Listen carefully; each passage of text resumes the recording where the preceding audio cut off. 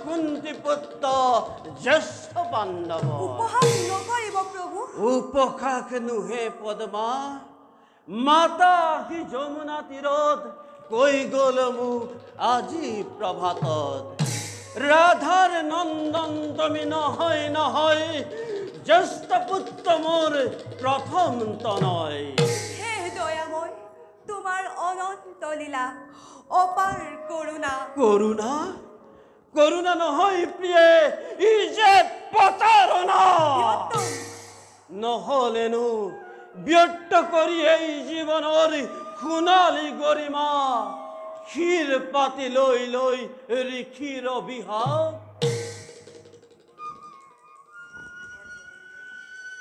প্ৰিয়তম অন্তিমৰ যমনিকা পৰাৰ আগতেই জানিলো হেতেন কিয় ৰাজেশ্বৰী কুন্তি মাতৃ বুলি মোৰ স্বাৰ্থপৰ সমগ্ৰ পৃথিৱী মাথো স্বাৰ্থৰ শুনা প্ৰিয়ে শৈশৱৰে পৰা সহিলো যাতনা কত অপমান কত তেতিয়াতো নাকান্দিলে জননীৰ প্ৰাণ হীন কুলত্তৱ বুলি আচাৰ্য দুৰ্ণয় হস্ত শিক্ষা মোক নিদিলে ঘৃণাত দ্ৰুপদীৰ স্বয়ম্বৰৰ দিনা হীন বুলি নিজ বুলি দুৰ্পদ বালাই কৰিছিলে কত অপমান হুতাক নকৰো বুলি বৰ মাল্যদান কত তেতিয়াতো নাকান্দিলে জননীৰ প্ৰাণ আৰু আজি অতীতৰ নিখুন নিৰ্জন কথা নুশুনাব আৰু প্ৰভু নোৱাৰো বুজিব কিয় গোপনে আছিল আপোনাৰ জীৱন ৰহস্যৰ বাবেই পদ্মা জীৱন ৰহস্য মোৰ আছিল গোপনে কি ৰহস্য প্ৰিয়তম শুনা প্ৰিয়ে জননী আছিল কুমাৰী তেতিয়াই আদিত্য তাজত দেখা পালে কৰ্ণক তোমাৰ কলংকৰ চেকা ধুই নিকা কৰিবৰ বাবেই সেই নিশাই নিৰ্দোষী শিশুক জ্ঞান কৰি মাটিৰ পুতলা অকাতৰে অম্লান বদনেৰে নদীৰ গৰ্ভত বিসৰ্জন দিয়া নদীৰ গৰ্ভত নিদিলে যে নাথাকে নাৰী সতীৰ মহিমা কিহতে গৰ্ভজাত মাতৃয়ে শান্ত হোৱা প্ৰিয়ে শান্ত হোৱা তথাপিতো মাতৃ মোৰ চিৰ আৰাধ্য গোসানী পিছে কি কৰিব প্ৰিয়তম নালাগে ৰাজত্ব মোক নালাগে জ্যেষ্ঠতা সুত অক্ষা জীৱনৰ শ্ৰেষ্ঠ পদ মোৰ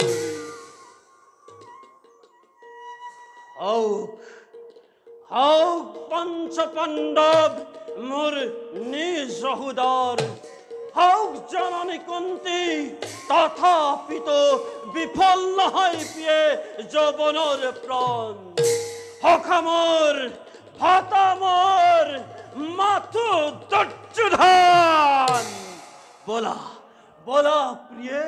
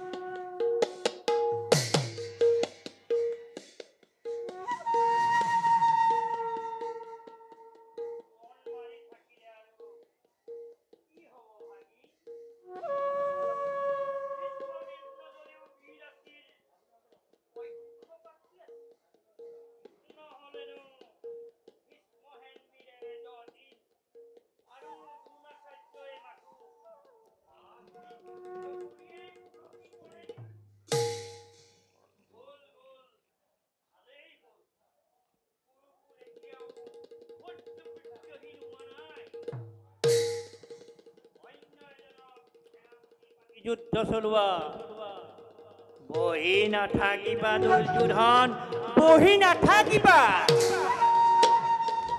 বহিবৰ সময় ক'ত মামা ভাবিছো মাত্ৰ ভাবিছো কি শক্তিত বলিয়ান পাণ্ডৱ সেনানী কি শক্তিত বলিয়ান হৈ ধনঞ্জয়ে নাখিব পাৰিছে মোৰ বিপুল বাহিনী ইয়াত শক্তিৰ কথা নাই দাদা ই চক্ৰান্ত কেৱল চক্ৰান্ত চক্ৰান্তকাৰী কুৎকলীয়া কৃষ্ণই শিখণ্ডী অৰ্জুনৰ ৰথত বহুৱাই পিতামহক বধ কৰালে আৰু অন্যহাতে অশ্বত্থামা হত বুলি অসত্য সংবাদ প্ৰচাৰ কৰি গুৰুদেৱক মৃত্যু মুখত পেলালে দাদা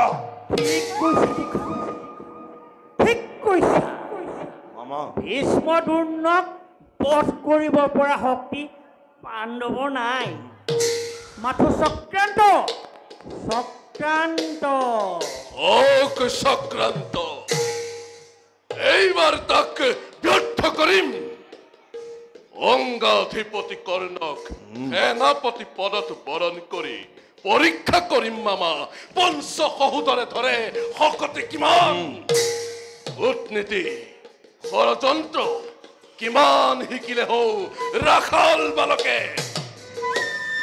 কৰ্ণকো চিনা টান দুৰ্যোধন মামা তেওঁ যদি সেনাপতি হৈ ইফাল সিফাল কৰে তেতিয়া মামা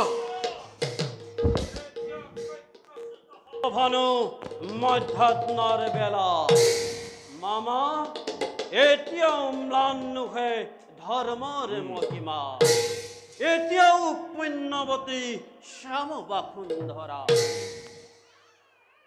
হব পাৰো বিশ্বৰ অস্পৃশ্য সেই বুলি সখা বুলি বন্ধু বুলি যাক সাৱটি ধৰিছো লক্ষ লক্ষ গুৰু সেনা আৰু সহস্ৰ পাণ্ডৱ আৰু লক্ষ লক্ষ দৈৱকী নন্দন আহিলেও নোৱাৰে ছিঙিব এই বন্ধুত্বৰ দোল নোৱাৰে ছিঙিব এই প্ৰীতিৰ বান্ধোন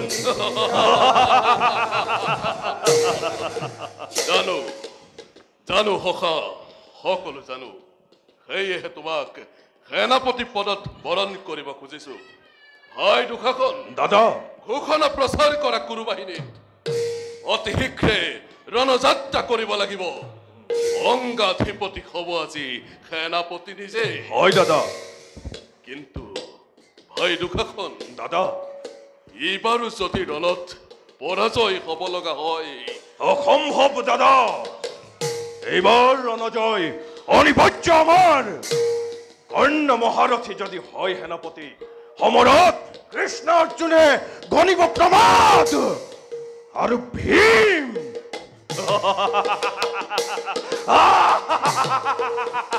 তুচ্ছ কথা প্ৰকাশী বিক্ৰম মোৰ ইবাৰ যুদ্ধত পৰিচয় দিম তাক এই দুখাখন কোন দুখাখনৰ ৰক্তপান প্ৰতিজ্ঞা ভীমৰ মূৰ্খ বধ কৰি সামান্য ৰাক্ষস পাৰ হলে সীমাতাই আপোন শক্তিৰ দুখাখনৰ ৰক্তপান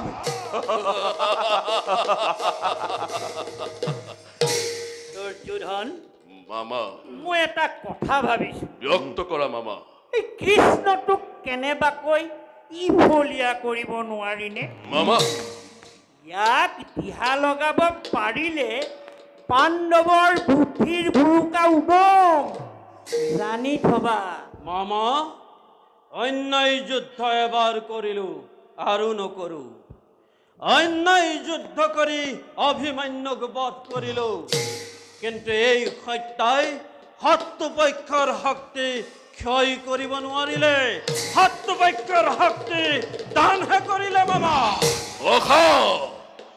শত্ৰু সদায় শত্ৰু চলে বলে কিংবা কৌশলে সিহঁতক নিধন কৰাটো আমাৰ প্ৰধান কৰ্তব্য।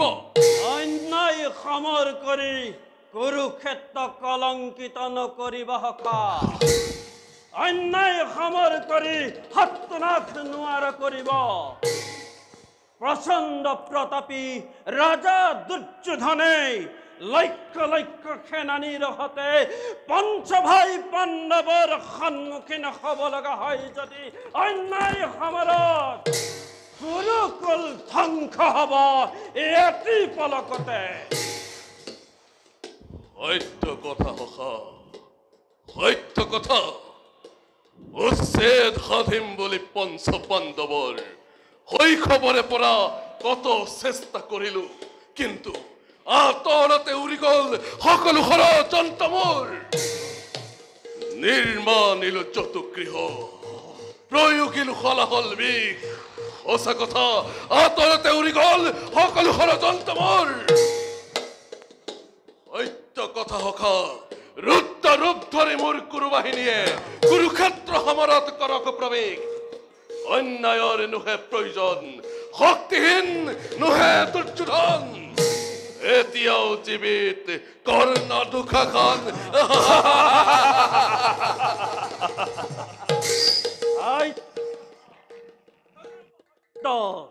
বীৰে মাথো ধৰ্ম যুদ্ধ কৰি আবাহন।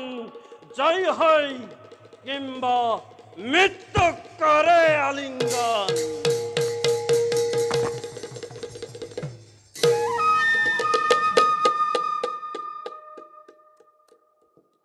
আজি ধৰ্ম লাগে, আজি পুণ্য লাগে, আজি দুৰ্যোধনক সকলো লাগে। অতদিন ক'ত আছিলা দুৰ্যোধন, ক'ত আছিলা? পাশা খেলত ধৰ্মলৈ মনত নপৰি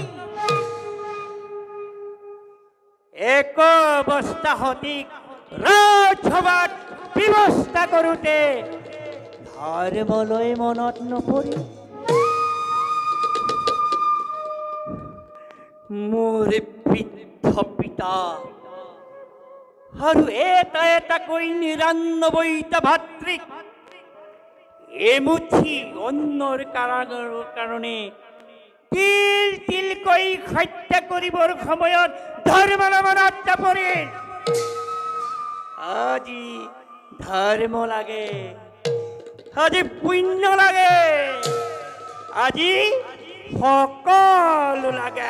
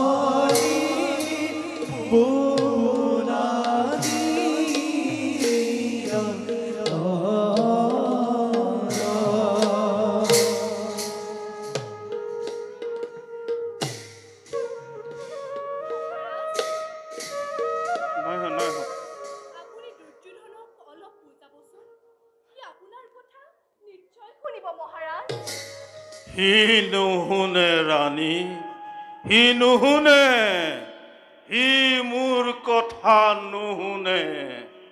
কিয় নুশুনিব মহাৰাজ অভিমানী হলেও মোৰ পুত্ৰ দুৰ্যোধন অবিবেচক নহয় আপুনি তাৰ পিতা আপুনি তাৰ জন্মদাতা সি আপোনাৰ কথা নিশ্চয় শুনিব মহাৰাজ আৰু তুমিওতো তাৰ মাতা। পুত্ৰই যদি পিতাৰ কথা শুনিব পাৰে, মাতাৰ কথাও নুশুনি নাথাকে গান্ধাৰী। মই কিমান চেষ্টা কৰি চালো কিমান বুজালো কিমান যে তাক অনুনয় বিনয় কৰিলো কিন্তু মোৰ সকলো চেষ্টা অথলে গ'ল মহাৰাজ অথলে গ'ল আৰু কি মই বুজোৱা নাই? মই তাক কাষত বহুৱাই কেঁচুৱা ল'ৰাৰ দৰে তাক কিমান বুজালো, সি মোৰ কথা নুশুনিলে। বুজালোহে বুজালো, দুৰ্যোধন তই যুদ্ধ নকৰিবি, পাণ্ডৱ তোৰ পৰ নহয়। সি মুখ সামোলাই গুচি গ'ল। বিশ্বাস নহয় মহাৰাজ কি কি বিশ্বাস নহয় গান্ধাৰী? আপোনাৰ কথা পুত্ৰ বাধ্য আৰু দেখিছো তুমি ধৃতৰাষ্ট্ৰক জন্মান্ধ অপদাৰ্থ বুলি বিশ্বাস নকৰিবলৈ শিকিছা গান্ধাৰী। অভিনয় নকৰিব মহাৰাজ এই কুৰুক্ষেত্ৰ ৰণৰ কাৰণে কৌৰৱৰ পিতা আপুনি এই ক্ষেত্ৰত আপুনি বেছি দায়ী মহাৰাজ বেছি দায়ী শাস্তি দিয়া ৰাণী, ৰাজমাতা ৰাজৰাজেশ্বৰী তুমি শাস্তি দিয়া। এটা এটাকৈ ৯৮টা সন্তানৰ অকাল মৃত্যু দেখিও যাৰ বুকু নকঁপিল সেই কাঠচেতীয়া পুৰুষক সেই কঠোৰ পাষাণক সেই অবলা নাৰীয়ে কি শাস্তি দিব মহাৰাজ কি শাস্তি দিব পাৰিব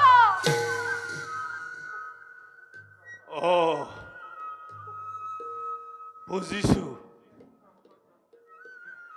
তুমি মোক পুত্ৰ শোকত জৰ্জৰিত হবলৈ কৈছা ৰাণী। হৈছো বহু দিনৰ আগতেই হৈছো। যিদিনা তুমি কৰুণাময়ী জননীয়ে নিজ গৰ্ভত ধাৰণ কৰা দেৱকীক লুৰ মদগৰেৰে মৰিয়াই মাংস পিণ্ডত পৰিণত কৰিছিলা। সেইদিনাই মই জৰ্জৰিত হৈছো আৰু আজি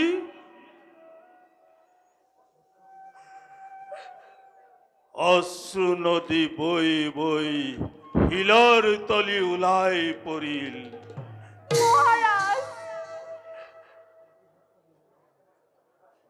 মতিভ্ৰষ্ট দুৰ্বল বৃদ্ধ মই গান্ধাৰী কিবা কম বুলি কিবা কৈ পেলালো। ক্ষমা কৰিবা ৰাণী, ক্ষমা কৰিবা।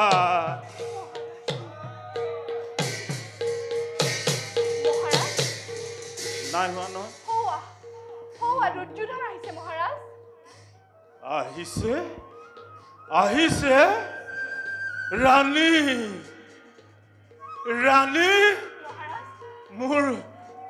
মোৰ ঘূৰাইছে। মোক হত্যালৈ নিয়া ৰাণী, মোক হত্যালৈ নিয়া।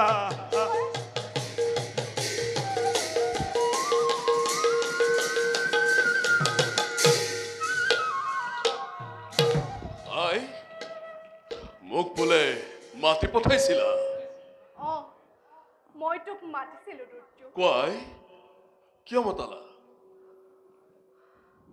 আই তোমাৰ হৈছে কি নিমাত কিয় একো হোৱা নাই তেন্তে কোৱাই তোমাৰ আদেশত লৰি আহিছো মই কুৰুক্ষেত্ৰৰ পৰা মই কম তই তই শুনিবি পুত্ৰ কোনদিনা তোমাৰ অবাধ্য হৈছো আই তেন্তে শুন পুত্ৰ এই যুদ্ধ তই পৰিহাৰ কৰ আই মোৰ সকলো শেষ হৈ গ'ল এতিয়া তই আৰু দুখাখন জীয়াই আছ মোৰ কথা শুন পুত্ৰ এই যুদ্ধ তই পৰিহাৰ কৰ পুত্ৰ আই কিয় সেই একেটা কথাকে ধৰি আছা তুমি কিয় বাৰে বাৰে সেই একেটা কথাকে ধৰি আছো পুত্ৰ সুখ যে কি বুজাম ভৰ বয়সতে এটাকৈ 98টা সন্তানে মোক এৰি গুচি গ'ল চিৰদিনলৈ মোৰ কথা শুন পুত্ৰ এই যুদ্ধ তই পৰিহাৰ কৰ এই জননী পৰিহাৰ কৰিলে সময় মৃত্যু পুৰীৰ পৰা আহিবনে কোৱা মোৰ মৃত ভাতৃগুৰি পৰিহাৰ কৰিলে সময় পাৰিম নে মচিব কপালৰ ভাগ্য ৰেখা বিধাতাই লিখা কোনেও নোৱাৰে মুচিব ভাগ্যৰ লেখা কিন্তু পুত্ৰ আপোন ঘৰত জ্বলিলে যি ভীষণ অগনি তাক আৰু দুগুণে জ্বলিবলৈ নিদিবি পুত্ৰ নিদিবি যি অগ্নিয়ে দহন কৰিলে মোৰ ভ্ৰাতা স্নেহৰ যি অগ্নিয়ে দহন কৰিলে মোৰ আত্মীয় স্বজন এই অগ্নি জ্বলক জননী হৈ যদি দগ্ধ হওক চিৰ শত্ৰু মোৰ নতুবা নিজেই দহি চাই ভস্ম হৈ উৰি উৰি গুচি যাওঁ পৰ পাৰলৈ মাতৃৰ আজ্ঞা লংঘন নকৰিবি পুত্ৰ সন্তানক অপৰাধী নকৰিবা মাতা জানো মই বেদ পানীত তোমাৰ আদেশ কিন্তু কি কৰিম আই মেলি দিলো তনি মোৰ মহা জলাধিত নাহে ঘূৰি নোৱাৰো ঘূৰাব চৈত্যপি নাপাই মাতা তাৰ লক্ষ্যটি পাঁচখন গাঁও মাত্ৰ খুজিছে পাণ্ডৱে তাকে দি নকৰো কিয় সন্ধিৰ প্ৰস্তাৱ দয়াশীল যুধিষ্ঠিৰ ভীমাৰ্জুন নুখে অভূষণ তোৰ এই সন্ধিৰ প্ৰস্তাৱক তেওঁলোকে সাদৰেৰে কৰিব গ্ৰহণ কৌৰৱৰ সন্ধি মাতা পাণ্ডৱৰ সতে তোৰ কি ক্ষতি ক্ষতি একো নাই কিন্তু এই সন্ধিৰ কাৰণে যুদ্ধৰ আয়োজন নাছিল জননী এই সন্ধিৰ কাৰণে লক্ষ লক্ষ বীৰে প্ৰাণৰ মমতা এৰি প্ৰিয়জন কৰা নাই প্ৰাণদান উন্মাদৰ দৰে মাতা জন্ম মোৰ ক্ষত্ৰিয় কুলত বীৰময় চন্দ্ৰবংশী ৰাজেশ্বৰ প্ৰাণৰ ভয়ত কাপুৰ হৈ পাণ্ডৱৰ চৰণত প্ৰণিপাত কৰি সন্ধি ভিক্ষা নকৰো মাতা সন্মুখত তুমি মোৰ আৰাধ্য গোসানী কাষৰ শয্যা থৌৱা জন্মদাতা পিতা মোৰ উপাস্য দেৱতা দুয়োকে পুনৰবাৰ কৰো নিবেদন যুদ্ধ তেজী পাণ্ডৱক সুচাক্য মেদিনী প্ৰাণান্তেও নিদিও হব লগা আছে যদি পুনৰ হস্তিনামৰ হওক চাৰখাৰ দিব লগা আছে যদি দিম ৰঙা ৰক্তগাৰ পুত্ৰ পিতৃপদে মতি যেন চিৰদিন ৰয় আশীৰ্বাদ কৰিছো বাছা হওক যুদ্ধ জয় আৰু যদি হয় পৰাজয়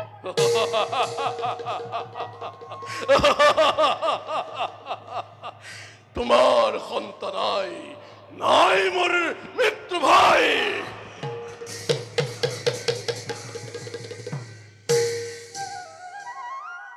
রানী, মহারাজ, বলা রানী, আমিও অন্তঃপুরলৈ যাওঁ বলা। বলো মহারাজ।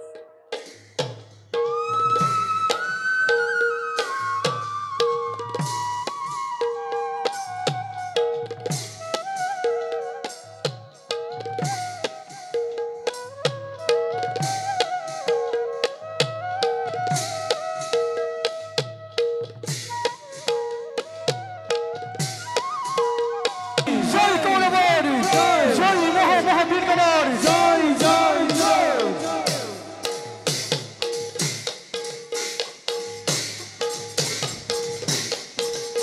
এ যুদ্ধ যাত্রা করি চলে রাজা দুর্যোধনয়ে, রাম হরি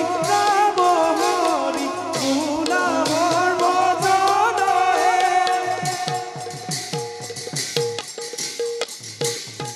জয় পাণ্ডবের জয় জয় মহাবীরগণের জয় জয় জয়।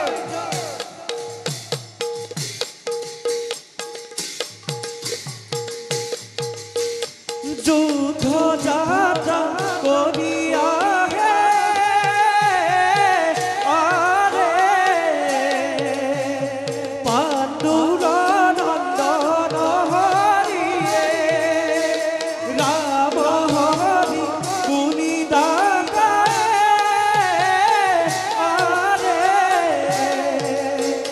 গুণাবর জন হরিয়ে। জয় পাণ্ডবের জয় জয় কৌরবের জয় জয় মহাবীরগণের জয় জয় জয়। দিনে ঘুর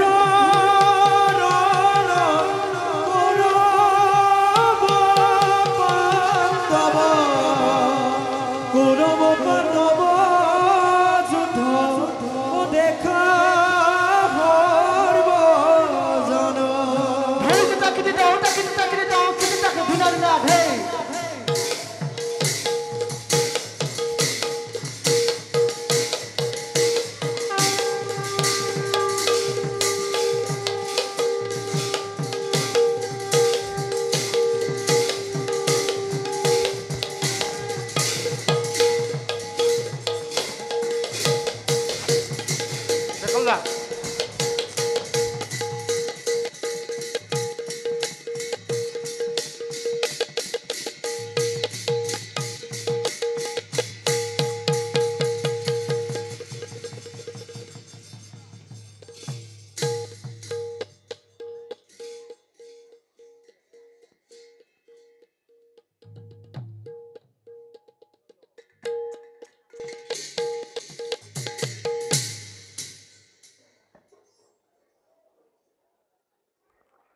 ভাই নকুল আৰু সহদেৱ, দাদা আজি আমাৰ যুদ্ধত জয় হৈছে যদিও ইয়াত নিৰ্ভৰ কৰিব নোৱাৰি।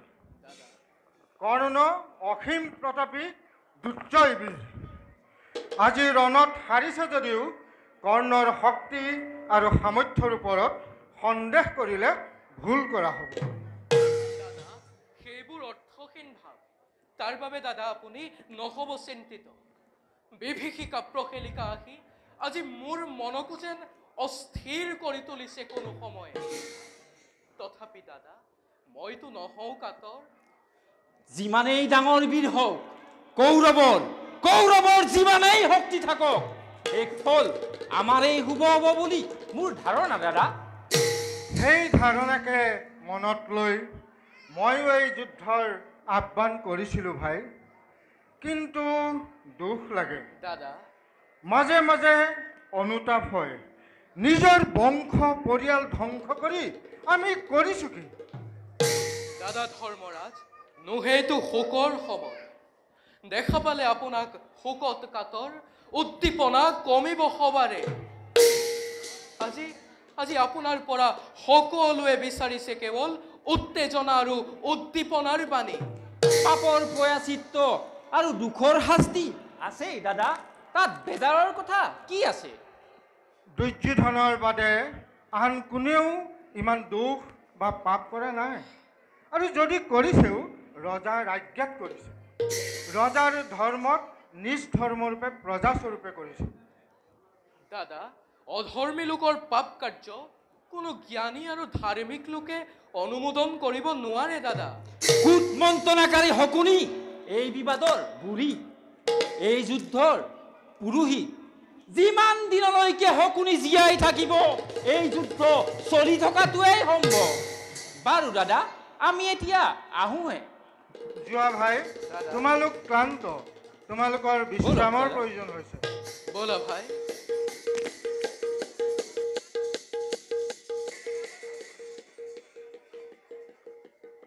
হে অনাদি অনন্ত অব্যক্ত নিৰাকাৰ নিৰঞ্জন, তুমিয়েই আদি, তুমিয়েই শেষ।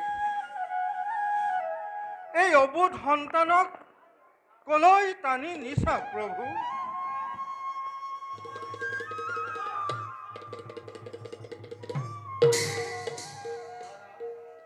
ভীমাৰ্জুন, দুৰ্যোধনৰ পৰম মিত্ৰ কৰ্ণ মহাবীৰে আজি ৰণক্ষেত্ৰ এৰি পলাইছে দাদা। শুনিছো ভাই, অতি আনন্দৰ কথা। এই পৰম পুৰস্কাৰ স্বৰূপে দুৰ্যোধনে কৰ্ণক অংগদেশ আগতেই দান দি থৈছে। কিন্তু দাদা, কুৰুপতিৰ ধৈৰ্য প্ৰশংসা নকৰি নোৱাৰি। এতিয়াও অচল অটল, এতিয়াও বুকুদাত। মানুহস্বৰূপে ৰজাস্বৰূপে দুৰ্যোধন দুখী হলেও ক্ষত্ৰিয়স্বৰূপে দুৰ্যোধন যথাৰ্থবীৰ। এই বীৰত্ব যাব দাস বুকু কঁপিব। কেনেকৈ ভাই? বুজি পাইছো।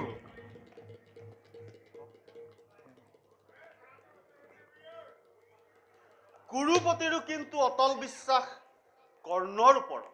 অযোগ্যত বিশ্বাস স্থাপন কৰা নাই ফাল্গুনী। হ'ব পাৰে যোগ্যজন, কিন্তু এইদৰে ৰণক্ষেত্ৰৰ পৰা পলাবলৈ হলে কিমান দিন থাকিব এই বিশ্বাস? মোৰ ধাৰণা হৈছে এইবাৰ কৰ্ণই ৰুদ্ৰ ৰূপ ধাৰণ কৰিব। কোনো ক্ষত্ৰিয়বীৰে পৰাজয় কলংক সহ্য কৰিব নোৱাৰে অৰ্জুন। মোৰো সেই ধাৰণা হয় ভীম। তাৰ বাবে চিন্তা নকৰিব দাদা, যদুপতি আমাৰ সহায়।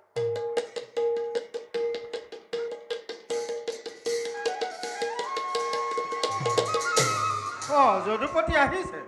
সখা, যদুপতি, যদুপতিয়ে কি কৰিব? তোমাৰ পৰা গান্ধীৱ আৰু দাদাৰ পৰা গদালৈ যুদ্ধ কৰিব পৰা শক্তি হলে যদুপতি নাই। পাৰোতেনো কুৰুক্ষেত্ৰ সমৰত অস্ত্ৰ নধৰো বুলি শপত খাওঁনে? যদুপতি, তুমি নিৰস্ত্ৰ হলেও তোমাৰ অনন্ত শক্তিৰ মাত্ৰ এটিকণাই আমাৰ পঞ্চভটা আৰু সেনা সেনানীক শক্তিশালী কৰি তুলিছে। দাদা ধৰ্মৰাজ, সিমান শক্তি থকা হলে জৰাসন্ধৰ ভয়ত তোমালোকৰ কাষ নাচাপিলোহেঁতেন। বাৰু দাদা, এতিয়া সেইবিলাক কথা বাদ, ব'লা আমি খন্তেক বিশ্ৰাম কৰোঁ। আহা, তোমালোক ক্লান্ত, মই বিশ্ৰামৰ আয়োজন কৰোঁ।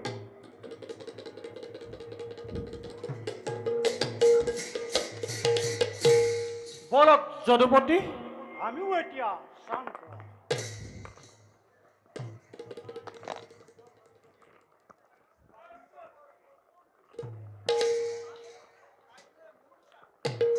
এটা পাহৰি গ'ল। ভীমাৰ্জুন কৰ্ণৰ লগত যুদ্ধ কৰি মূৰ্ছা নেযায় যদুপতি। আৰু কিমান পদ? বলৰীয়া অধীৰত সুতে বিকুদৰৰ বিলুপ্ত কৰিব নোৱাৰে মাধৱ। বুজিলো, বিকুধৰ ইমান সহজেই মূৰ্ছা যোৱাৰ মানুহ নহয়, কিন্তু সখাত হলে মোৰ অলপ সন্দেহ আছে। কাৰণ তুমি প্ৰতিবাদ কৰিব নোৱাৰিলা। বাদ প্ৰতিবাদ মোক নালাগে মুৰাৰী। যুদ্ধ লাগে, জয় লাগে, প্ৰতিদ্বন্দ্বী লাগে। বাৰু পাবা, সকলো পাবা। ব'লা এতিয়া আমি শিবিৰলৈ যাওঁ। মোৰো অতি উষ্টকান্ত উত্তপ্ত ৰহিত, মোকো লাগে বুকুৰ অমৃত।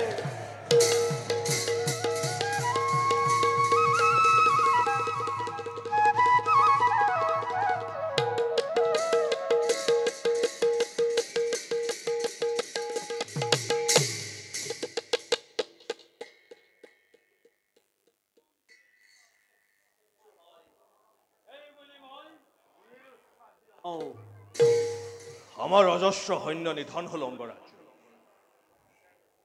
স্বীকাৰ কৰিছোঁ, কিন্তু ভীষ্মদুৰ্ণই এইটো সত্যনাশত বাধা দিব পৰা নাছিল। সঁচা অংগৰাজ, কিন্তু দাদাৰ আস্থা আপোনাৰ ওপৰত যিমান আছিল আৰু আছে সেয়া আন কাৰোৰ ওপৰতে নাই। মাত্ৰ সন্মান কৰিহে পিতামহ ভীষ্ম আৰু গুৰুদেৱ দ্ৰোণাচাৰ্যক আগতে সেনাপতি পাতিলে। সেই আস্থাৰ প্ৰতি মই অপব্যৱহাৰ কৰা নাই দুঃশাসন। জানো অংগৰাজ,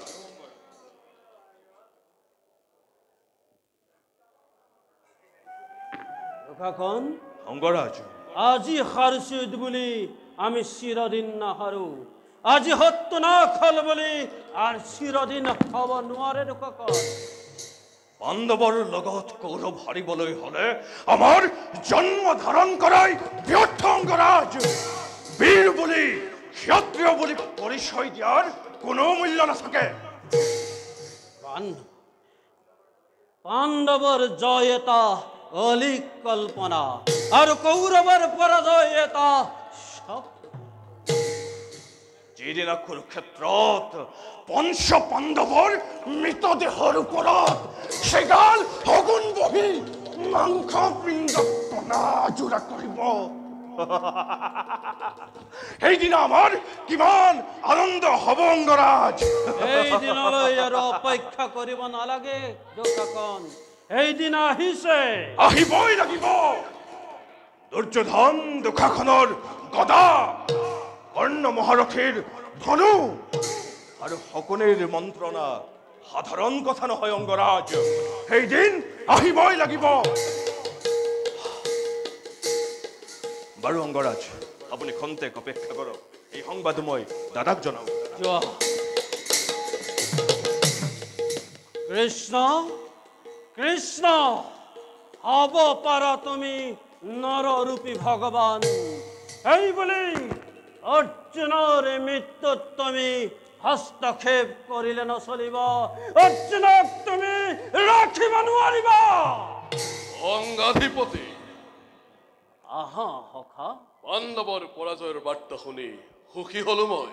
তিৰস্কাৰ নকৰিবা সখা। তিৰস্কাৰ কৰা নাই, তোমাৰ গুণানুকীৰ্তন কৰিছো। সখা, কি কৰ্ণ এতিয়াও জীয়াই আছে। সামান্য এটা পুৰুষ সেনায়ো পলৰীয়া হৈ জীৱন ধাৰণ কৰিবলৈ লাজ পাই মহাৰাজ। গুৰুপতি, আজি কি ব্যৱহাৰ আপোনাৰ? কৌৰৱৰ শ্ৰেষ্ঠ সেনাপতি বীৰ অগ্ৰগণী মহাৰথী কৰ্ণৰ যোগ্য ব্যৱহাৰ। কৌৰৱৰ স্বৰ কৰ্ণক উত্তেজিত নকৰিবা, ক্ষিপ্ত নকৰিবা। ৰকুতি দেখাবলৈ তুমি মোক নাৰী জ্ঞান কৰিছা। জানো ৰজা, তুমি মহাপ্ৰচণ্ড প্ৰতাপী। নোহোৱা তুমি ৰমণী। অসীম ঐশ্বৰ্যশালী তুমি কৰপতি। নিশাখাই নিৰ্ধনী কৰ্ণক অযাচিতে সত্য কথা কৰিছিলা ৰাজ্যদান, কৰিছিলা মণিমুক্ত দান। সেই বুলি কৰ্ণই সহ্য নকৰে এনে অপমান। দুৰ্যোধনে কিদৰে সহিব কোৱা এনে অপমান? কি অপমান? পৰাজয়ৰ অপমান, কৌৰৱৰ সেনাপতিৰ পলায়নৰ অপমান। পাণ্ডৱৰ শিবিৰত জনে জনে প্ৰচাৰ কৰিছে আজি মোৰ কলংকৰ কাহিনী। বাটে ঘাটে কৰে আলোচনা। বনবাসী পাণ্ডৱৰ নিপুণ চানেকি চাই ৰণ পণ্ডিতৰ ভীষণ কৌৰৱৰ বিৰাট বাহিনী উদ্ধ চাকে প্ৰাণ লৈ তেছিলে সময় একো ছত্ৰী সম্ৰাট হৈ অম্লান বদনে কিদৰে লমিহিৰ পাতি মহাৰাজ নালাগে নালাগে আৰু জপিব তুমি বিনোদ না ৰজনী দিয়া দিয়া মহাৰাজ মোক এজন শুনিপি সাৰথি শেষ কৰো কুৰুক্ষেত্ৰৰণ উজলাও মই কৌৰৱৰ কীৰ্তি অগণন মদ্ৰপতি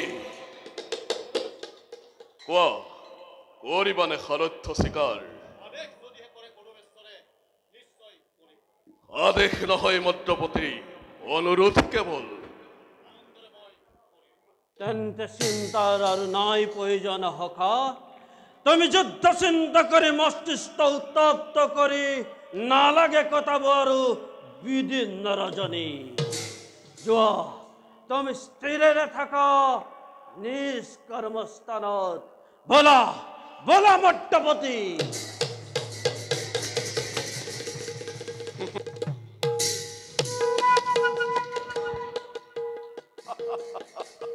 প্ৰবল বেগেৰে ধুমুহা বলিব বাঁধিবৰ শক্তি নাই পাণ্ডৱৰ নিলে কি কৰিবা দুৰ্যোধন কি কৰিবা চকুৰ আগতে দেখিছা ভীষ্ম গৈছে দ্ৰোণ গৈছে কৰ্ণও পলাইছে আকৌ কৈছা বাধা দিবৰ শক্তি নাই বাধা দিবৰ শক্তি নাই অন্ধ উন্মাদ এতিয়াও বিশ্বাস আছে পাণ্ডৱক ধ্বংস কৰিম এতিয়াও বিশ্বাস আছে কুৰুক্ষেত্ৰত কৌৰৱৰ বিজয় ধ্বজা উৰুৱাম প্ৰলাপ প্ৰলাপ প্ৰলাপ দুৰ্যোধন তেজৰ পীৰ পিৰণি থাকে মানে সেই প্ৰলাপ থাকিব কিন্তু দিনাখন তেজ চেঁচা পৰিব গোট মাৰিব টনটনীয়া হীৰ কোচ খাই বিষ গুণৰ ঠোঁটৰ আগত ওলমি পৰিব সেইদিনা সেই প্ৰলাপ উন্মাদনা ক'ত থাকিব দুৰ্যোধন ক'ত থাকিব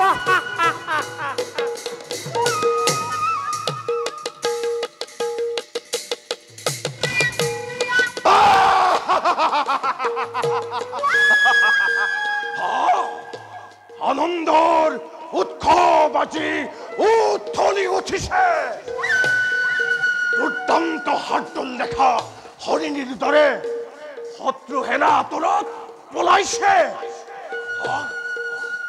হৌৱা হৌৱা যুধিষ্ঠিৰ আৰু অংগৰাজৰ মাজত চলিছে ভীষণ ৰণ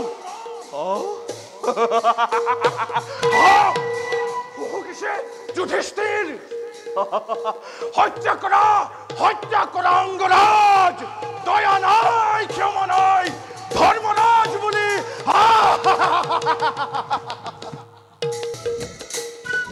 সত্য কথা দুষাখন সত্য কথা দয়া নাই ক্ষমা নাই কোনেও কাকো ক্ষমা কৰিব নালাগে শুনা স্বৰ্গৰ কিন্নৰ মত্তৰ মানৱ দুষাখনে কৈছে দয়া নাই ক্ষমা নাই দয়া নাই ক্ষমা নাই ধৰ্মৰাজ বুলি আৰু ময়ো কওঁ দয়া নাই ক্ষমা নাই কুৰুৰাজ বুলি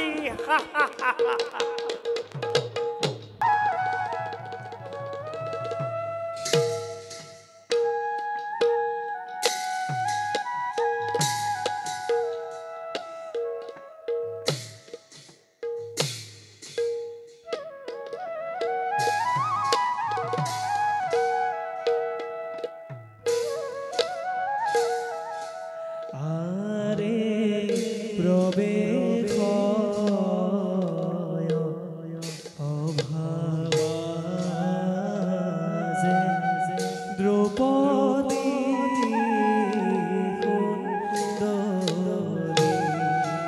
আরে প্রতিজ্ঞা পালন হে তু খোদা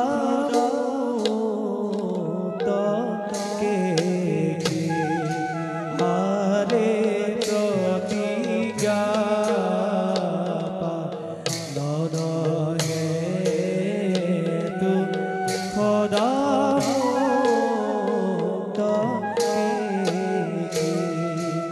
আরে কতু ক্ষণে পাইরা গো খবর ভিতর আরে রাম হরি রাম হরি মুরারি আরে রাম হরি রাম হরি মুরারি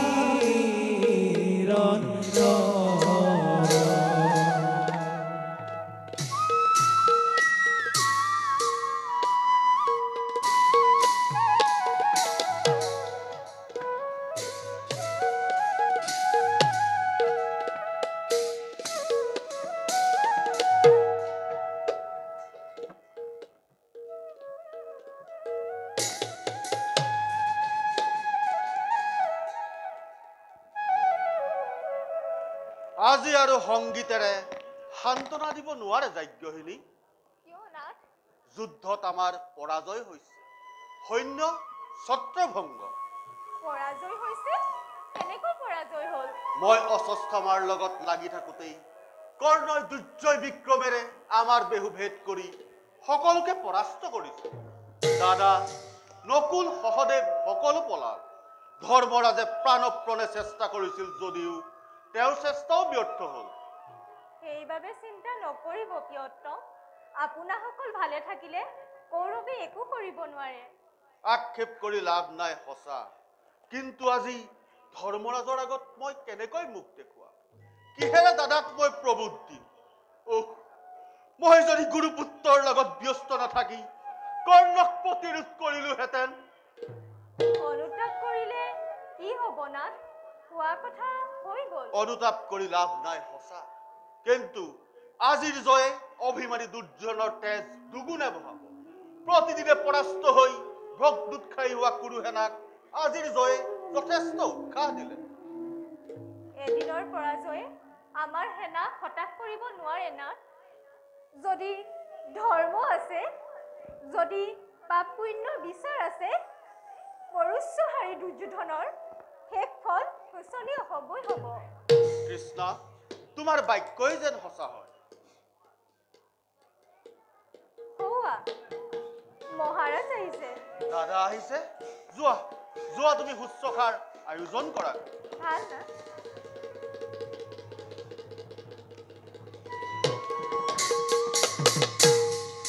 কৰ্ণক বধ কৰিলা অৰ্জুন। মই সংক্ষপ্তক আৰু অশ্বত্থামাৰ লগত যুদ্ধ শেষ কৰি এই মাত্ৰ শিবিৰ পাইছো, আৰু ইয়াত আহি জানিব পাৰিছো আমাৰ পৰাজয় হৈছে। কি তেতিয়াহ'লে কৰ্ণ বধ হোৱাই নাই? দাদা মহাৰাজ,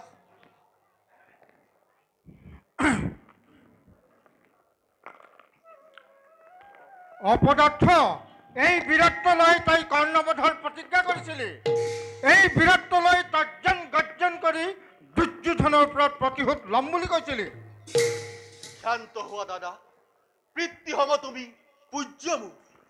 জানিলোহেঁতেন যদি আগে এবাৰো ৰাধাৰ তনয় আজি পৰাস্ত কৰিব বুলি চাৰি ভ্ৰাতা মোৰ কৰ্ণক স্বেচ্ছাই ৰণ প্ৰাংগণত নাথাকো আবদ্ধ দাদা মই দুনীৰ লগত। আস্ফালন নহনো অৰ্জুন, নাযাওঁ প্ৰত্যয় আৰু ভীৰুৰ কথাত। হীন নিজ কুলোদ্ভৱ ৰাধাৰ নন্দনে সমৰ ক্ষেত্ৰত মোক কৰে তিৰস্কাৰ, আৰু তই কাপুৰুষ যুদ্ধ পৰিহৰি সখীৰ লগত মত্ত হলি উলাহত প্ৰত্যক্ষতকৈ।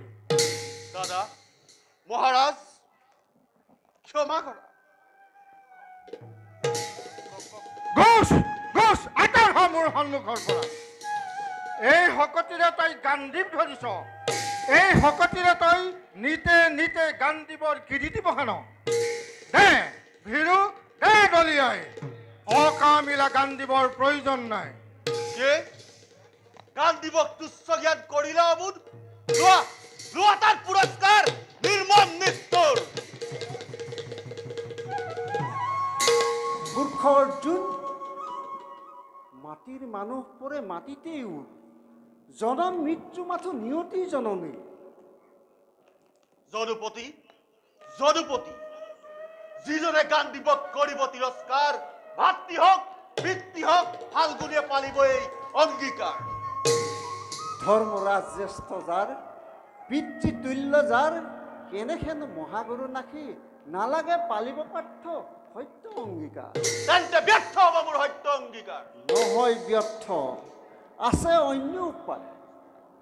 বিস্মিত নহ'ব পাৰ্থ, যদিহে নোৱাৰা ল'ব নিন্দুকৰ প্ৰাণ, আছিল প্ৰতিজ্ঞা তব নিজ প্ৰাণদান। সত্য সত্য যদুপতি।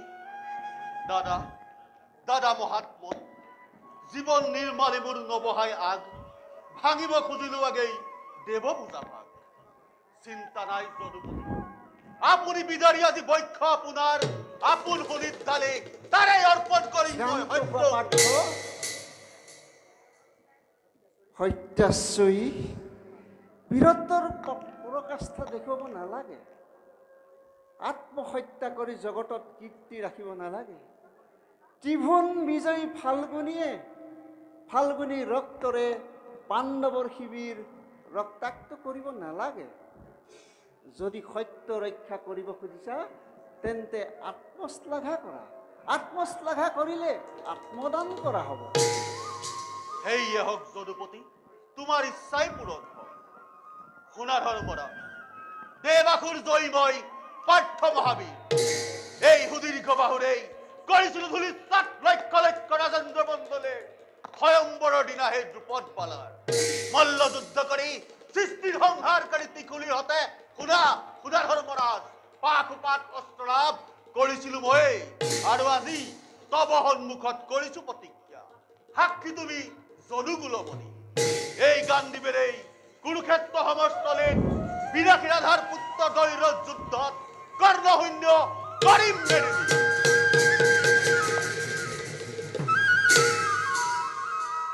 বাৰু দাদা ব'লা, আমিও খন্তেক বিশ্ৰাম কৰোঁ।